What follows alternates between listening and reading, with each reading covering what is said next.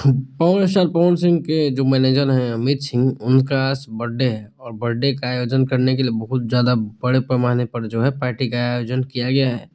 तो और एक वीडियो सामने आया हुआ है जो प्रियांशु सिंह और अमित सिंह के आईडी पे शेयर किया गया है। आप इस वीडियो में देख सकते हो पूरा डीजे राइट से लेके सारा व्यवस्था किया गया है।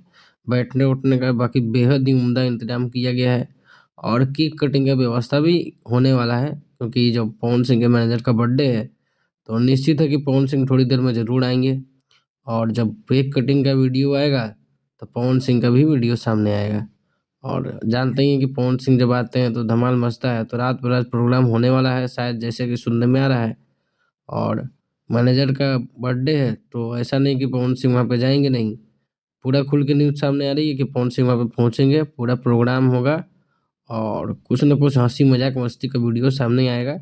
तो चैनल से जुड़े रहिए, जितने भी वीडियो सामने आते हैं और आपको सारे का सारा वीडियो, सारा का सारा न्यूज़ देखने को मिलेगा इस चैनल पे। बाकी चैनल को सब्सक्राइब कर लीजिए और तब तक के लिए अपडेट के लिए मिलते हैं नेक्स्ट वीडियो में। तब तक के लिए बाय।